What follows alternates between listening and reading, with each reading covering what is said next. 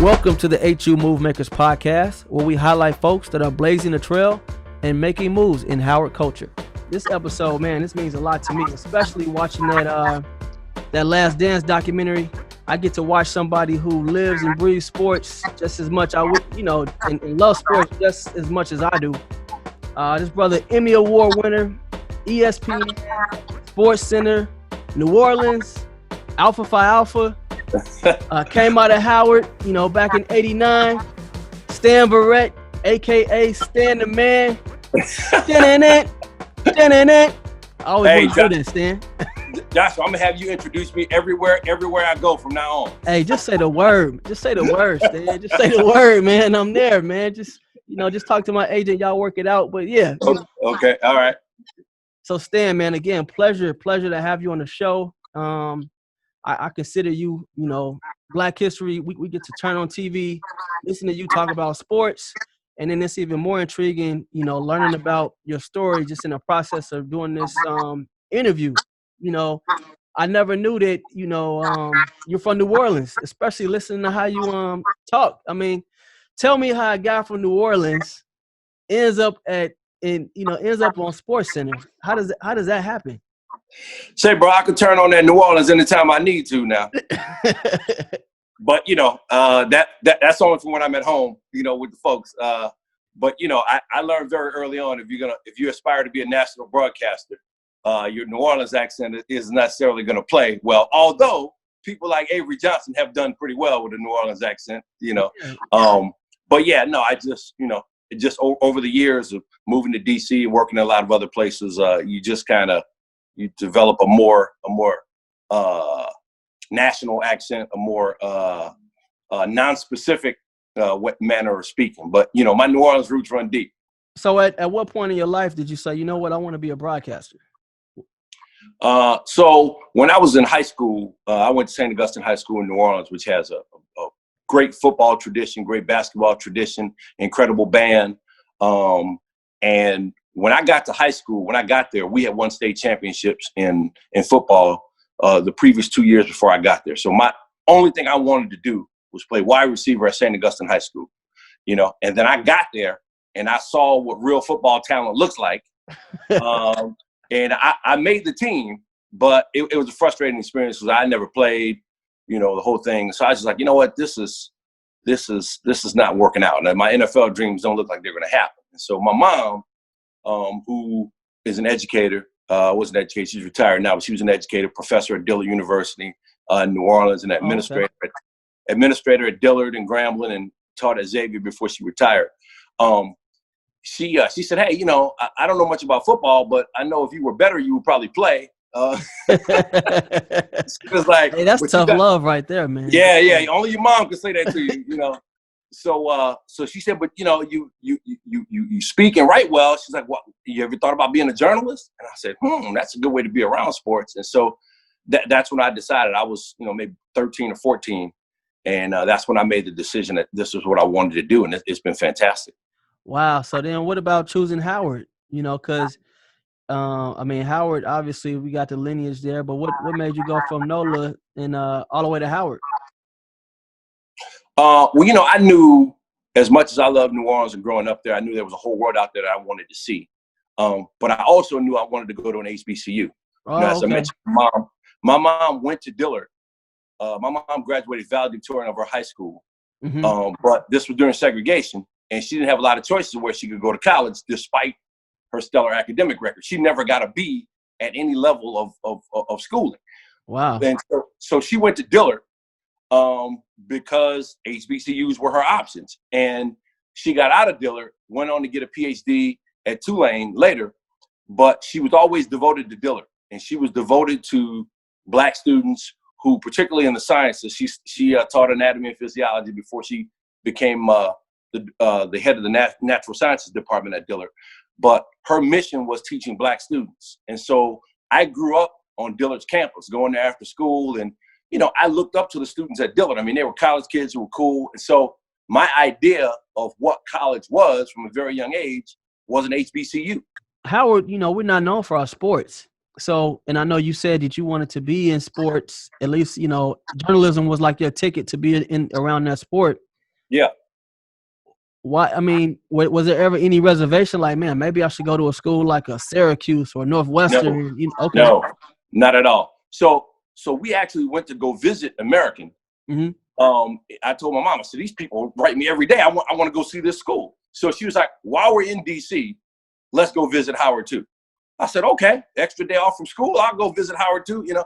And so then I got to Howard, and I just remember seeing the kids on the yard. It was a beautiful spring day, and you know how the yard is on a nice spring day. I was like, it was on a whole other level of just cool. I mean, like, I was like, man, you know, I was slightly intimidated, but I was like, well, maybe if I come here, I could be this cool one day, you know. Right.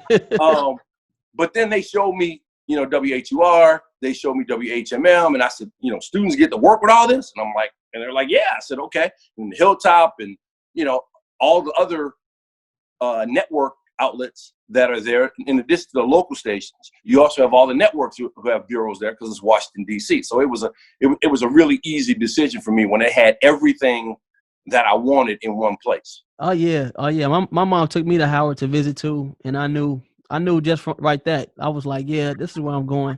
I'll apply to some other places just because, but you know, it checked all my boxes just like you said. So I had to come. So when you finally get to Howard, you know, paint a picture in my head. Like, what are you seeing? What is the culture like at Howard? You know, what's the vibe and the energy like? So it's the fall of 1984. I was extremely blessed that two of my best friends and another guy from my high school all came to Howard too. So it was four of us from St. Augustine and New Orleans who all came up there together. So I had a crew rolling with me. Nice. That really helped, you know. And so it was great. I mean, like I was homesick my first semester, but having my boys there with me kind of mitigated that a little bit. But it was great. I mean, it was the social atmosphere on campus was just it was intimidating in a sense because, you know, you had the fraternities and the sororities and people from all around the world, and you know, I was fascinated by just all these different people from all these different places, but I have so much in common with all of them. You know, my first or second day on campus, my parents were staying at the Howard Inn. They were helping me try to get settled. But back then, I have to preface this with this disclaimer: the drinking age was 18. Oh, really? When I was 18, it was 18. When I was 19, it was 19. So I was in the year that got grandfathered in.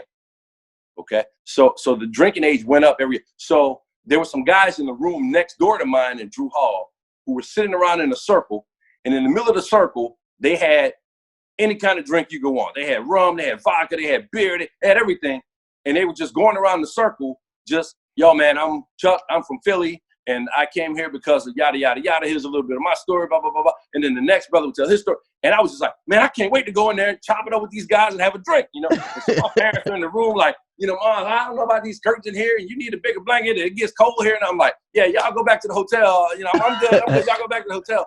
And I went in, and it was just, it was a fascinating experience meeting all these guys from all around the country. So I never lived anywhere else. I lived in New Orleans, and that was it growing up, you know. Wow. So meeting all these cats from around the country and around the world, you know, it just had some fascinating stories. I don't think they made any updates to Drew since you've been there. You know what? I tell you what, they had to make some updates after we left. I guarantee you that, because we left it in pretty bad shape after my freshman year. Because, like, you know, graffiti was big then, and so we considered Drew Hall to be, you know, our graffiti board. And so it was a canvas. Yeah, there was graffiti all in the bathroom. I mean, we had graffiti of like all the characters who lived on our hall. Once we got to know everybody, with like quote bubbles and people, you know. So it was really wild seeing in there. Yeah, but that's, you know, Drew Hall is where I met my best friends, to be honest. I mean, those are times, you know, I remember turning my fan on, is going the other direction. Yeah. all type of crazy stuff in Drew Hall. But that's where you made memories, man. That really set the foundation for Howard. We got our visitation taken so many times for having, we had like an idea where everybody was going to invite two girls to Drew Hall, and and somebody was just going to play music. But yeah, we got visitation snatched so many times. But when I look back at those times, some of the best times of my life, you know. Yeah, I mean, we also had they gave out these campus packs where you get like different products in a bag, you know, Yeah. like samples, and they made the mistake of giving us shaving cream. And so we all got back to the dorm and we were like, everybody put on a hoodie, shaving cream fight on the whole floor starting in 10 minutes. And so everybody got that shaving cream and we were just running down the hall, people slipping and Oh falling. man. That's hilarious. So in campus, like what organizations are you involved in while you were at Howard? So I was Hilltop. I was in the School of Communications, student government. I was also an Alpha Phi Alpha, pledged at Beta chapter. You know, that's about it. That took up most of my time. I mean, when I, and this is one of the things that was really special about Howard. You know, Dr. Lawrence Kagwa was one of the journalism professors. He pretty much ran the journalism program, I think the whole time. I'm not sure if he was the chair, but he was one of the more influential professors in journalism. And Dr. Kagwa would, if he found out you were a student who had some promise, he would take your name and he would write it down on this yellow legal pad that he had, and then he would find an opportunity for you. He got me a job at the Washington Post when I was a sophomore in college. Wow. You know, a great opportunity. You know, and I wound up working there all through Howard. You know. Oh, really? Is this yeah, is this a paid job? Absolutely. Nice. I was never one for the unpaid internships. I was like, no. I want a job. Yeah, you know? yeah. Even the Hilltop. I mean, the Hilltop paid a salary. You know, I was really? I was a reporter at the Hilltop first, getting paid per story, and then I was a sports editor at the Hilltop, and you got a salary at the Hilltop. You know. I was an usher at Crampton and a ref for intramural. So trust me, that $10 an hour I was making, you couldn't tell me nothing. Get in where you fit in, you know. You couldn't tell me nothing. So would you describe yourself as like you were pretty focused when you were at Howard? Oh, laser focused. Focused. Oh, look, don't get me wrong. I pledged and I had my fun, and you know, I remember there was one of my fraternity brothers. He was in physics, and we both made Who's Who, and I remember we were at the Who's Who banquet at Howard, the luncheon, and he said, "Man, they're probably looking around at us like, is this Who's Who a partying up in here? How these guys get in?" You know what I mean? But so I had fun. I mean, I had a lot of fun, but I was also very serious about my career, and there was so much opportunity there. You know, the opportunities that I went there for, I made sure that I capitalized on them while I was there. So do you feel like what you were learning at Howard at the time was that preparing you? Was that adequately preparing you for that internship that you had at the Post at the time? Absolutely. I mean, you learn to write. You know, the professors there, Dr. Samuel Yett, he was editor at Newsweek. He was there. I mean, you will learn how to write. I mean, the way it was taught at Howard was you learn to write first, okay, and then you segue off into broadcasting. You know, but you learn to write first, because before you say anything on TV, you write it down. I mean, some of it is extemporaneous, but for the most part, there's a script. So you have to be able to write first. And so that's how they taught it. You know, our broadcast professors were fantastic too. Luther Brown was a producer at NBC News. Dr. Lee Thornton, who she passed away several years ago, but she helped put together student-produced newscasts. And myself and Michelle Miller, who's now an anchor on CBS News, we were the first anchors of that show, which still exists today. It's called News Vision now, but it was called Communique back then. At the Post, what are your duties at the Post? So copy aides in newspapers, you just do assorted duties. Like you sort the mail. Every section of the newspaper has what's called a budget, and it's not a financial budget. It's a column space budget. Okay. So back when people actually read printed newspapers, you know, there was each story was allotted a certain amount of column inches, and each section was allotted a certain amount of column inches. So there was an editorial meeting at 2:30 every day, where each section had to put together, hey, here's what we're planning for tomorrow's paper. Here's the stories we have. Here's how long each story is scheduled to be. Here's how much space we need in the paper to run these different stories that we're running. So all the editors were there. It was at 2:30 sharp every day. And they would drop their budgets off at the copy aid station, and you had to go and make enough copies for all the editors, okay? And you had to have those copies ready to go at 2:25 for that meeting. And so budgets, that was a big responsibility if you got on that shift. So it was different shifts with different responsibilities in the copy aid station. But budgets was one of the most important ones because you interacted with all the editors, and if you were late with those budgets, everybody saw, oh, that's the kid who was late with the budgets. The two most important things were the access that you got to reporters and editors who were really generous with their time and their interest in you. I met Juan Williams when I was there. We would stop and talk in the hallway. He took an interest in my career. I met William Raspberry, the late columnist who was at the Washington Post. Met him there. Gwen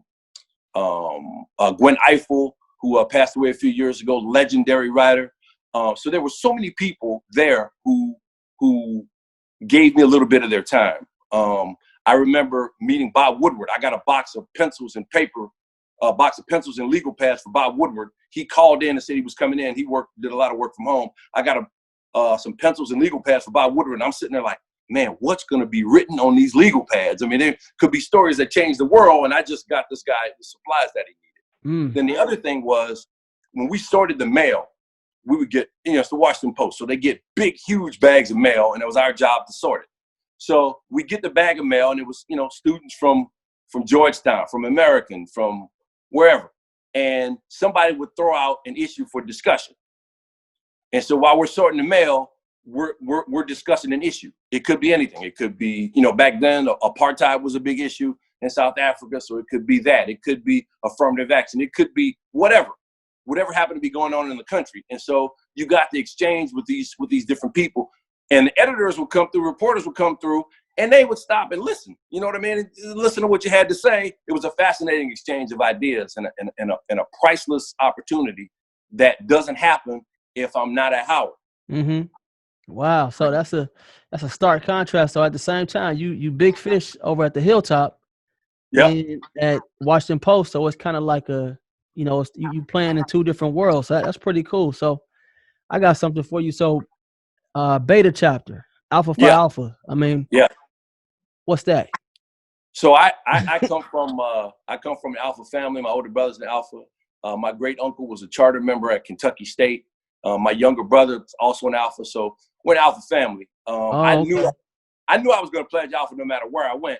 One of the other attractive things about Howard was beta chapter, and being able to pledge there. It's a historic chapter with so much importance to the fraternity's overall legacy. To be a part of that is just something really special. Has been over the years. It's one of the associations in my life that I really cherish. Being a member of beta chapter and of Alpha Phi Alpha. So what year are you in college when you pledge Alpha? Spring 1986. Is this junior year, senior year, sophomore year? It's my sophomore year. Oh, sophomore year. So you got that out the way early. Oh yeah, I got in early. I knew how I was going to go down, and I knew, trying to keep that GPA where it was going to be a bit of a challenge online. So I said, let's get it out of the way so I can repair some of the damage in those next 2 years. So when you crossed, I mean, what was that feeling like? Crossing beta chapter, in the history, you having that legacy in your family. Describe what that was like coming out. I know it had to be crazy back then. Well, 1986 is a special year. I don't know. I knew for years it was the last year that every single organization was on the yard, that everybody had a line. Nobody was suspended. Some were coming off suspension, but nobody was suspended. So the Greek life there was just unbelievable. And so just pledging and then the step shows and just the competition on the yard among the fraternities and sororities. It was really something special. I mean, you wanted to represent for your chapter and for your organization, but it was for the most part, it was a friendly competition. There were some skirmishes at times, but for the most part, it was a friendly competition. But there was tremendous pride in every organization. I mean, so many organizations are founded at Howard. I mean, the AKs, the Deltas, the Qs, the Zetas, the Sigmas, all founded at Howard. So they take tremendous pride in their Alpha chapters the same way we take tremendous pride in our Beta chapter. So it was a great time to be in any organization. And, I'm friends with people from all those organizations still to this day. We all connect on Facebook or, see each other at homecoming. And we all realized, I think we knew back then it was special, but over the years, we've come to realize how special it really was because, right after that, the Qs got suspended our year, the Kappas got suspended our year, so there wasn't the same level of competition. I mean, it's more fun when everybody's on the yard. Mm-hmm. You know what I mean? When everybody's got new lines coming in and everybody's participating in the step show. So we kind of missed out a little bit. Wow. So let's fast forward to your senior year, man. So senior year, you obviously got some great experience with the Washington Post.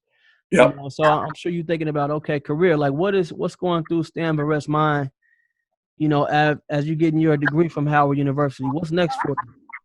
Well, there are a couple of things. First of all, I stayed 5 years. I got to my fourth year, and there were a couple of things.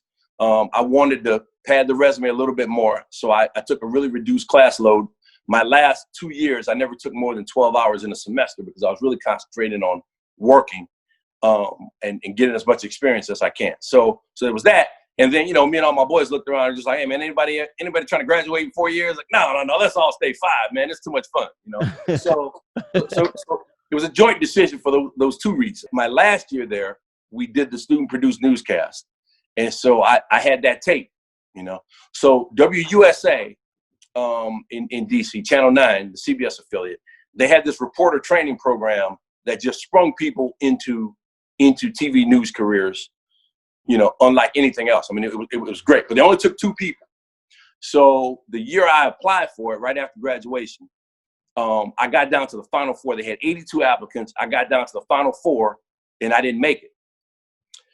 So the guy who administers the program for WUSA comes to me and says, hey, man, we really, really labored over the decision, and you were really close to getting one of those 2 spots. But this was just a really competitive year. If you apply again next year, I'm sure you'll get in. I was working at a radio station in D.C. as well. I left the original radio station I worked at, DJ 100, back in the day. And then I went to Magic 102.3, which is an oldies R&B station. He said, look, man, I know you just got out of school. I don't know what you're thinking, but if you want to start your radio career, I got a spot for you in Charleston, South Carolina, doing evenings 6 to 10 on a hip hop and R&B station, and you got it if you want it. So I said, okay, I'll do this for a year and then, get into TV later. So I'd never been to Charleston, South Carolina, packed up all my stuff, went down to Charleston to go to Magic 101.7 to be the evening radio job, And this is oldies R&B, you said? No. The station in D.C. was oldies R&B. Okay. This was R&B and hip hop. Okay. So that's kind of like hip hop at its infancy almost. Absolutely. So I mean, this is 89. So we 10 years in. So what is that like? I mean, coming from Howard, one of the things that people say, well, the world isn't black. Why would you go to a black college? It doesn't have the resources, or, it's not going to prepare you for the real world. What is that like? Was there any type of culture shock coming from not only Howard, but from D.C. and going all the way to Charleston? Well, yeah, no, I saw things in Charleston where I said, man, this would never fly in D.C. or even New Orleans for that matter. I mean, New Orleans is in the South, but it's a very black city, and black people in New Orleans are aware of their political power and they exercise it. Mm-hmm. So, New Orleans is kind of an outlier in the South, like Atlanta or Miami. It's in the South, but it's a city. It's a real city, So anyway, so I get down to Charleston. And I remember they were building this golf resort on Kiowa Island, which is, great golfers. I just went to go play there a couple of years ago. I didn't play golf back then, but they were building it then. And there was a story on the news about how this resort was going to bring all this economic development to the area. And then they ran a full screen graphic. The video that they were showing was black people mopping and sweeping and serving food.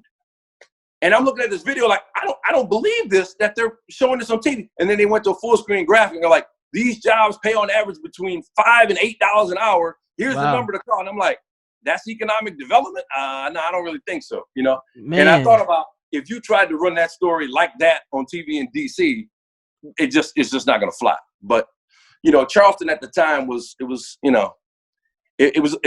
different. It was a very different black experience there than DC. So you go from Charleston and then you go to Norfolk next, right? Yeah. Yep. So, and from when you're in Norfolk, you're on TV, right?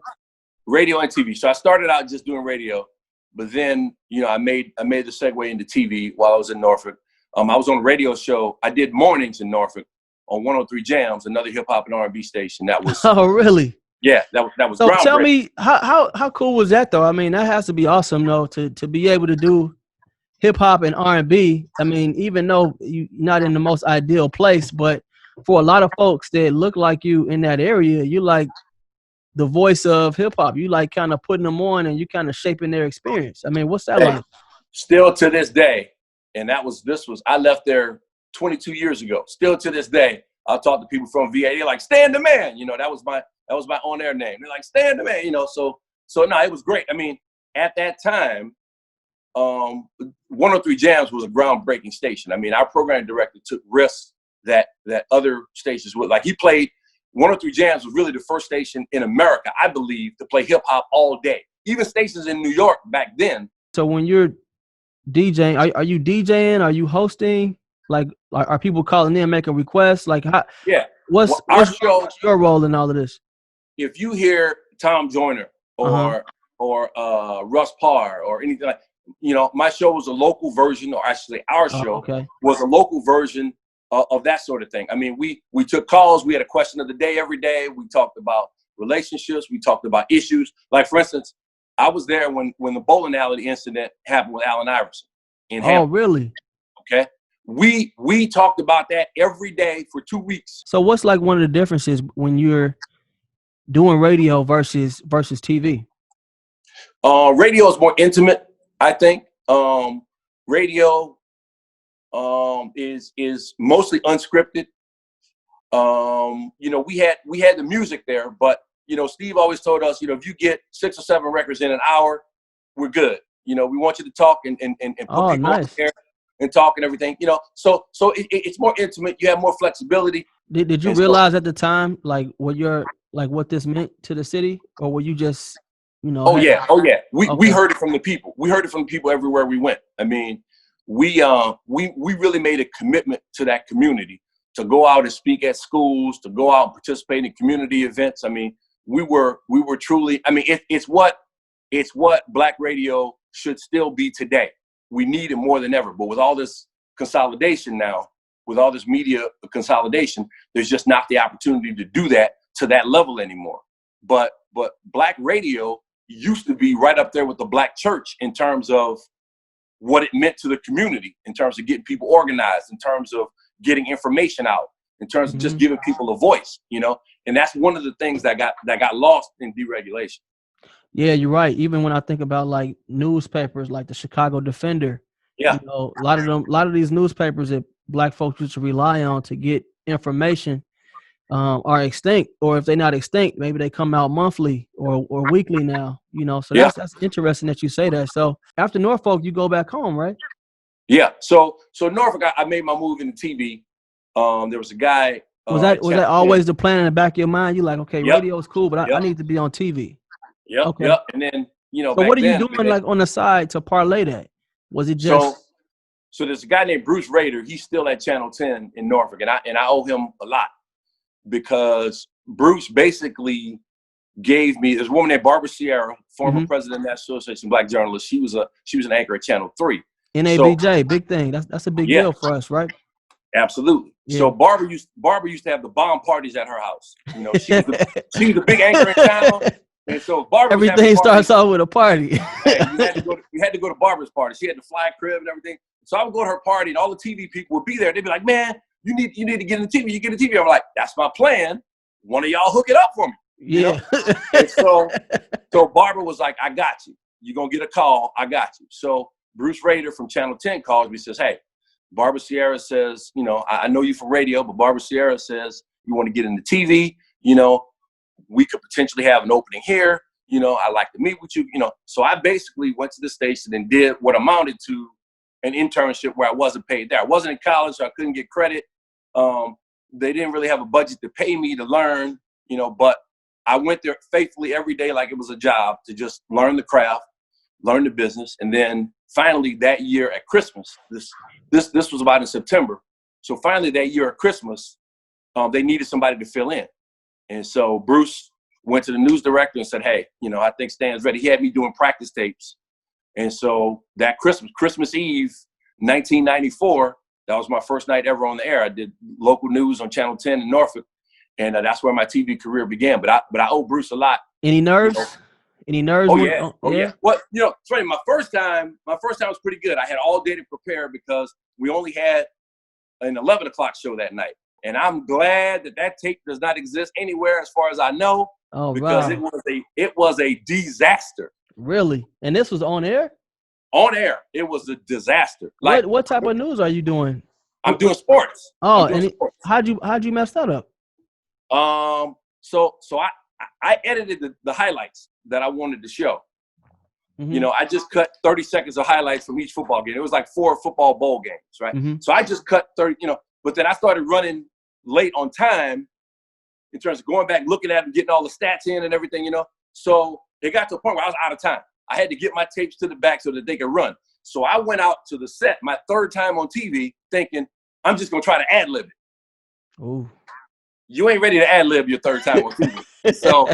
So midway through me ad-libbing, I'm looking at it like, oh, and he's back to pass, and it's a touchdown. No, it's intercepted. So I'm like, it's a disaster. And so finally, the director gets here. He's like, it sounds like you don't know what's going on. And I'm like, I don't. So he's like, okay, we're pulling out. So we come back out. Oh man. Dan, thank you very much. Hey, it made you stronger though, man. You got to learn some things about yourself, build some character in the process too. Oh yeah, I learned about being prepared. I've never gone on the air unprepared since then. So what was that like going from being the voice of like hip hop, R&B, now you making that transition to sports, where it's more of a mass audience and you kind of got to play the middle a little bit more. What was that like? Well, the subject matter is a subject matter. You know what I Mm-hmm. mean? It's it's sports. No racial group or segment of society owns sports. I mean, sports is for everybody. And so that wasn't really difficult at all. I mean, that wasn't because, I consumed sports my whole life. And so I knew how it was done from watching it. So I started looking around and, there's some interest in Baltimore, some interest in Cincinnati and New Orleans. And so when I went for the interview in New Orleans, my mom was like, well, I know you're getting these other states, but if you get this, you're going to take it, right? And I'm like, well, I don't know. There's more money in Cincinnati and even more money in Baltimore. But if you get this, you're going to take it, right? So I'm like, okay. So I got it and I took it, and it was great because, my only concern was I knew ESPN was the ultimate destination. I knew that's where I wanted to be ultimately. So my only concern was, could I get from New Orleans to ESPN? Was that a big enough market to make the jump? So at this point, when you're in New Orleans, what's your accent like? It increased back. If I'm at home for more than 3 or 4 days, bruh, it comes back, Yeah. But what was great about it is I got to cover the Saints and LSU, the teams that I grew up rooting for. I knew their history. So the Saints fans, man, that's a different breed. Different breed. Like when I got friends in New Orleans. Yeah. I like every other house has like a Saints flag, a Saints. So like it's like I've never seen. Not a game. It's not a game. It's serious business. It's like serious business. It's like a college team. And when I say that, like, how dedicated college fans are to their teams. Yeah. Like for a professional team, for you all to be that devout to a team, like I've never seen anything like that. And one of my friends, actually on my softball team, he was a running back for the Saints, Pierre Thomas. Oh yeah. Yeah. All time great. And he was telling me about that, like, just talking about this, like, just telling me about that whole experience. I want to say that he got a Super Bowl. He won a Super Bowl with Drew. He scored the first touchdown in the Super Bowl. Absolutely. After you guys did after Katrina and all of that stuff, but he just talked about how much love he always gets when he goes back there. But yeah, Saints. So that had to be big for you. So what type of work are you doing in New Orleans when you anchoring? I'm the weekend sports anchor on the NBC affiliate. So my day during football season, I rarely got a day off. But it was cool. I mean, because I got to do work that I really enjoyed, that was meaningful to me. So every Monday, I will go to Tulane. They had their media availability. This is in football season. I would go to Tulane and meet with coaches and players every Monday, and then go back to the station. I would cut a piece for the 5 o'clock or the 6 o'clock, and then they would run the interviews, the sound that I got from players and coaches later that night at 10 as well. So then Tuesday, we drove to Baton Rouge. We did the same thing for LSU every Tuesday. Players and coaches availability. I would cut a piece that would run at either 5 or 6, and then we'd run sound, at 10. Then Wednesday and Thursday was supposed to be my days off. But, if you work in a local TV in New Orleans in football season, you don't really get whole days off. You get portions of days off, because then Wednesday, NFL teams start practice on Wednesday. Their off day is Tuesday. So they return to practice on Wednesday. So I had to go out as a reporter, go get some sound from Saints, cut a piece if there was a piece. And when I got there, they drafted Ricky Williams. So, and that was, correct me if I'm wrong, Saints wasn't really all that back then, were they? No, you don't have to be polite. They were terrible. I mean, terrible. I think was Ditka y'all coach? Yep. Yeah, man. He was, I'm from Chicago, so obviously, 85 Bears is like a big thing here. But yeah, I mean, I remember they like traded in everything to get Ricky Williams. Like he was the next one of Barry Sanders or something. Yeah, it was the biggest thing. It was the biggest thing ever. And so, he was really shy and he had that, social anxiety problem. So on Wednesdays, they said only on Wednesdays. Ricky Williams only going to be available on Wednesdays to talk to the media. So I'm like, okay, well, there goes my Wednesday off day. I'm never getting a Wednesday off ever again. Okay. And so then Thursday, there was always some other development. If nothing was happening with the Saints, which is rare with an NFL team, then I could have Thursday off and I didn't have to work at all on Thursday. Okay. So then Friday, it's a big high school football town too. I mean, high school football in New Orleans is like college football in some other places, And so then Friday, I would be live at some high school doing our high school game of the week. Okay. So then Saturday and Sunday rolled around and there was 3 of us. And so you had a choice. Either you were covering LSU or Tulane on Saturday, or if the Saints were on the road, you're traveling with the Saints. But everybody's working. Does this feel like work at this point now that you're doing, some things that you love? What's going through your mind? It was awesome. I mean, look, it was a lot of work. Don't get me wrong. It was a lot of work. But the combination of being at that point in my career where I'm trying to make a big move, and at the same time, I'm covering teams that I root for. It was just a great experience. Those two things being combined, I would have had the same focus in terms of the work, in terms of trying to make moves if I was in Cincinnati or Baltimore, but it wouldn't have been that same connection to the team. And I think to the teams. And I think one of the things that really helped me get to ESPN from New Orleans was the depth that I was able to bring to my work, because I knew all the history of all these teams from following them my whole life. True. So was it pretty cool being home and kind of just walking around and being noticed by everybody and being the voice of the biggest sport in the city? Well, going to my church, where I grew up, and seeing my boys from high school, and just, people being proud of you, man. The people who have skin in the game, the people who raised you, the people who were instrumental in your life, for them to be able to take pride in what you're doing, it's tremendously gratifying. And I really enjoyed that part of that experience. I'm kind of low key on the whole ego thing about being on TV and that whole thing. I don't really trip on that, because that's never really been my motivation. That's never really been the point of emphasis for me. It was like, okay, this is what I can do, and people can make a really great living doing this, and it's fun for me. So that's why I wanted to do it. It was never, hey, I want to be on TV. 2 years in New Orleans. Now you go to the worldwide leader. Yeah. You with the worldwide leader. So that's your dream, right? Get to ESPN. Absolutely. What's that? What's first day? You know what? Tell me about the vetting process, because I'm sure a lot of people gonna watch this and they want to know. Like, I want, at least for my generation, it was ESPN and there was nothing else. That was it. The buck stopped there. So naturally, that was everyone's dream at some point to be on ESPN. But what was the vetting process like to get from New Orleans? Now you're going in the big league, so to say. So, and I will say this to, you mentioned NABJ earlier about, that being big is huge, because I met the ESPN recruiter at NABJ years before I got a job there. And I would make it a point every year when I was at the convention to go by their booth, show him my tape, let him help keep tabs on me, give me instruction on how to move up, because I knew that's where I wanted to be. And so his opinion, his name is Al Jaffe, his opinion mattered more to me than anybody else, because I knew he was the guy who was going to make the decision about whether or not I wind up at ESPN. And he made it a point. You have an agent too at this point? Yeah, I did, but that was a bad situation early. Now, but no, my agent at that point, yes, the agent who helped me get to ESPN, but I had a bad experience before that. But the agent who helped me get to ESPN, Gloria Matera, matter of fact, she's from Chicago. And so I sent her my tape. I said, okay. put your money where your mouth is. I'm not paying you until you get me there. And so one day, back then everybody still had pagers. One day I get a page from her and I call her back and she's like, you got to interview at ESPN. I'm like, don't play. She's like, no, I'm serious. You got to interview at ESPN. So the interview, I flew in, and then that morning, in the morning, you spend the time going around meeting everybody, shaking hands, and, going around different executives' offices and producers and everything, and then you go to lunch.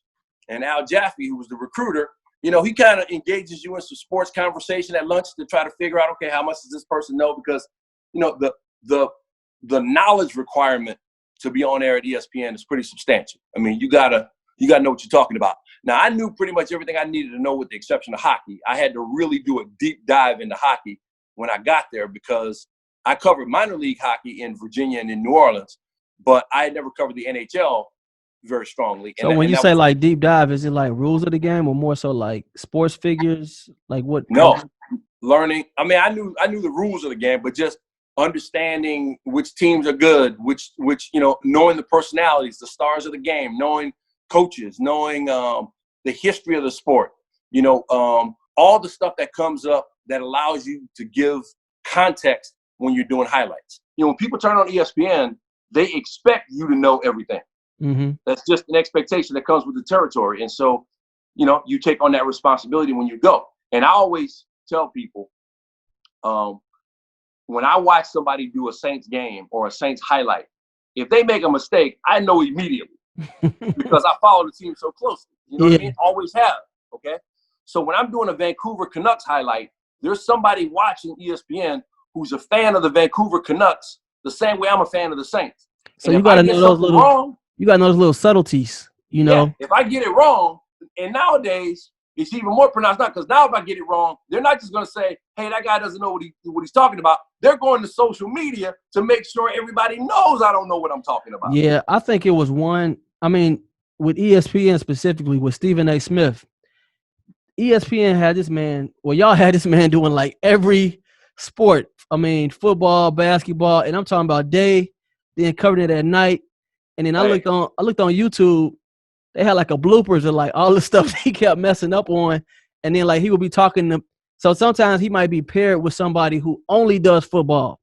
And now it has as like journalism has evolved, they let your personality come out a lot more. So he would say stuff, and then you would look at I forgot the guy who played for New England, Teddy Bruschi or whatever. Yeah. And Teddy be like, like no, he don't even play. He never played for us. Like, and it was, so to your point, that's crazy, and that level of pressure, especially when you first started, because I think when you first started, it wasn't about showing your personality as much as it is now. You know what I'm saying? So maybe the margin of error wasn't as big as it is now. You know what I mean? Well, what happened was with the advent of technology, right? So now, if you want to see a highlight from a game, you don't really have to go to any TV station, ESPN included. That highlight is probably on your phone. If it's, when somebody gets a really crazy dunk or a crazy touchdown or a grand slam or whatever, chances are that's posted on Twitter almost immediately when it happens. Okay. So you don't have to stay up and watch SportsCenter. Okay. Mm-hmm. Unless, me and Neil create a relationship with you where you say, hey, I know what happened, or maybe you don't, maybe you were busy, but either way, I want to kick it with them and see their reaction to what happened, to see how they're going to present it. And so that's why, the personality stuff is more important than ever now, because you have to create a relationship with the viewer. You have to make sure that you're a real person, because people connect with people, and if you're a real person and you create a relationship with the viewer, then they'll come back to further that relationship. Social media changed the game. It forces you even more to have personality. You can't just report the facts. You got to really kind of blend reporting the facts with your personality, maybe even some opinion sometimes. Why have you been able to do that at ESPN for so long? You've been relevant for 19 years on, one of the most popular sports stations in the world. What's the secret? Man, I just think about it like I'm going to work. You make it real heavy right now. I want to know that. I mean, 'cause think about it. You came internet. Now like if somebody dunks on somebody, I get a notification right to my phone. Yep. But even still, as soon as I get home, I'm turning on ESPN to watch something. Cause my wife would be like, "Ain't you? They just played this highlight like 10 times. Why are you watching this again?" And I'm like, I kind of want to hear what Stan go say about it. Like I just kind of want to hear his take on it, or that goes back to what we were talking about just now. How you have to create that relationship, with the viewer, so that they want to hang out with you. They want to spend time with you. So I think that's the most important part of it right now. You have to be a person that people want to spend time with. Stephen A. Smith, very kind of you. $8 million salary. First of all, I don't know if that's confirmed. Oh, okay. I thought it was, because he brags a lot about his money. I have a standing policy to keep my hands out of other people's pockets. So Well, I was just gonna say, Tony Romo, like I brought up to Ashley, I was like, Tony Romo, $8 million. I mean, to me, it says a lot on how important it is in your role, but also how you can work so hard, like you said, like Michael Jordan worked so hard at his job, where you in your role, you can get to a position where now the company is fighting to keep you. They doing what they can because you bring so much to the table. And I think that one of the things that I want people to get out of this, especially like if students watch this, is the work that's involved with getting to that point. It's not like Stephen A. got that alleged $8 million like that contract was earned 30 years ago whenever he first started. Tony Romo, like when you watch him, he's basically, he calls out every play before it even happens. And I think the reason I bring that up, because obviously money is symbolic of success, because we in America. But when you hear numbers like that, you like, man, that's how important that dude is to the station. Absolutely. And look, you hit it exactly on the head. Steven is being paid for the expertise that he brings over the years of experience. I mean, he was a writer for years, a respected writer, beat writer, and then a columnist, and then made his segue into television. And, listen, you haven't mentioned many people who work on ESPN, but his name comes up. Mm-hmm. His name always comes up. If you're having a conversation about ESPN, chances are Stephen A. Smith's name is going to come up, because he is really great at engaging people. Now, you might not like him, most people I think do, but there are some people who may not like him, but they still engage with him, because they want to debate him. They want to say, oh man, but they want to hear what he has to say, whether they agree or disagree. Mm-hmm. And when engagement is the key, if you get people to engage with you, then you're going to secure your future, because that's what it's all about, Yeah. And I would say this about Tony Romo too. Tony Romo, he has he's naturally gifted in terms of being able to bring what he understands as a quarterback to the broadcast booth. Everybody can't do that, He's got a gift to be able to make that transition smoothly and easily. Okay. But he's also benefiting from live sports. Live sports is everything right now, because it's the only thing that's really TiVo proof. I mean, people will only record a game if they absolutely have to. Everybody wants to see the game live. Yeah. So in a world of a million different TV options, most of which you can watch on your own schedule, everybody wants to watch games live.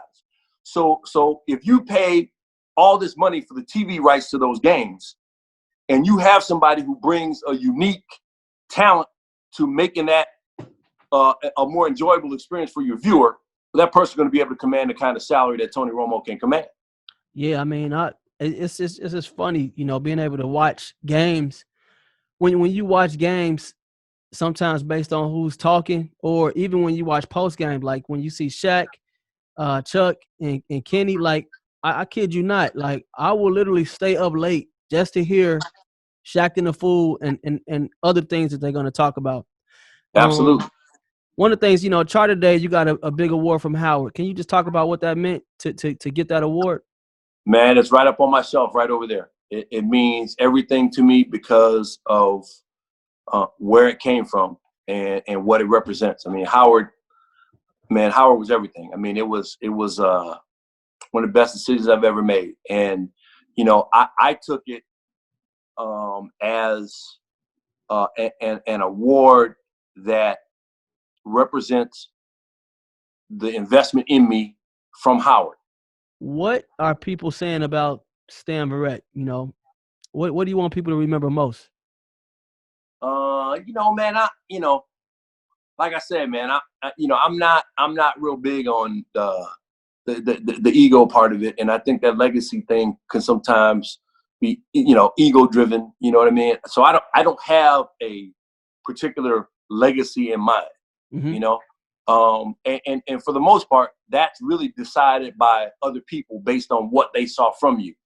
So the only control I have over that is what I give people every day, and my mission is when the lights come on and the mics are hot and the camera's rolling, that I give people a show that they feel like was worthy of the investment of their time. So I might say a word and you just give the first thought that comes through your head. Okay. So, we'll start with something easy, super easy, breezy.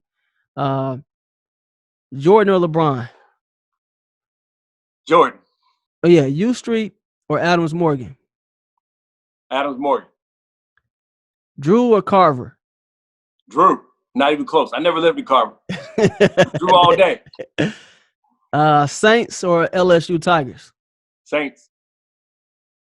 All right, one of these you start one, you bench one, and the other one you gotta cut. Okay. Red beans and rice, jambalaya or gumbo? Gumbo. Mom's gumbo. Absolutely. I'm keeping it. Man. I'm roll with jambalaya, and I'm gonna have to live without red beans and rice. This is hard though. Okay. Stuart Scott. Showman. Is homecoming better as an alum or undergrad? Alum. All right, one of these you got to cut, bench, and start. Okay. Homecoming, Mardi Gras, Bayou Classic. Homecoming, definitely not getting cut. Mardi Gras, I enjoy. I'm gonna have to live without the Bayou Classic. Okay. Bourbon Street. What comes to mind? Craziness. Alpha Phi Alpha. Legacy. Okay. Would you rather the Saints be Super Bowl champs or the Howard men's basketball team make the Final Four? Ooh, man, you tugging at my heartstrings. Saints win the Super Bowl. Yeah, I got to go with Saints win the Super Bowl. Oh man, that's tough. I mean, I love Howard. It would be monumental if Howard made the Final Four. That would be unbelievable. Could you imagine? You walk around the studio with your chest out and everything. Okay, last one. Sources. What come to mind when you say sources? Because you know how, like in the media, Stephen A. said, "I got sources." I love when journalists say sources. So sources. Verified. Okay, verified. Verified. Because look, you are as good as your word, and then when you turn it over to a source, you're as good as that source's word. Sometimes the best stories aren't reported early. Those stories develop over time. There's a lot of mistakes in media in general, not just in sports and news, entertainment, everything, in rushing to be first and then getting it wrong. Like I remember the rush when LeBron made the decision. I mean, there was a heated battle to be the first to break where he's going and to get it right. And there were some people who got played who got it wrong. Some Jeopardy. Let's see what you know about Howard. Okay. What zip code is Howard in? What's the Howard zip code? 06010. No, that's Connecticut. That's Connecticut. That's Bristol, Connecticut. 20005. No, it might have changed to something, but it's 20059. But I remember when I was at Howard, it was 20059. No, you're right. 20059. Okay. So I get partial credit there. What is the address of Drew Hall? It's something Grisham Place, but I can't remember the number. Was it 511? I'm trying to remember myself. That sounds right. 511 Grisham Place, Washington, D.C., 20059. That sounds about right. Okay. All right. Yeah, 511 Gresham Place, Northwest. Gresham Place, yeah. Okay. What's the Howard motto? Veritas and Utilitas. That's good. That's good. And truth and service. But yeah. That's good. I hit you with the Latin though. Yeah, you did. You get bonus points for that one. That's extra credit. Yeah, for real. Finish this sentence. Reared against the eastern sky. Up on Hilltop High. Proudly there on Hilltop High. Proudly there on Hilltop High. Okay, yeah. All right. Okay, name who was the Super Bowl champ that went to Howard? Okay, there may be a few, but I'm gonna go with he's still in the league. Antoine Bethea. Good. Yep. I think I was reading somewhere to say he has the most tackles in the league from like 06 to the present. Okay, I see. Cool stuff. Antoine just responded to something I posted about Howard on Twitter the other day. So shout out to Antoine if you see him this. Yeah, he's gonna be on the show. Okay. What 90s sitcom was loosely based on student experiences at Howard University? Was it A Different World? Yeah, Different World. Okay. Debbie Allen was a producer, so yeah, she went to Howard too. Yeah, absolutely. Okay, well, that concludes everything. Stan, Stan the man. I really appreciate you taking the time out to come on the show. I've been a fan of you for a long time. You definitely somebody who I look up to. It was even more of a pleasure when I found out you went to Howard. Found out, you're an alpha. And I saw earlier this year you got that award from Howard. So I think that, all of those things are pretty cool. If somebody wants to contact you or reach you, is there a way that people can reach out to you? They just hit you on social media? If so, what's your social media stuff? Absolutely. At Stan Verett on Twitter, at Stan Verett on Instagram, which I don't really use as much. Twitter is probably the best way. And I limited on Facebook as well, but all the same thing. Okay. But yeah, man, let me just say, man, you do a great job, man. You're a great interviewer.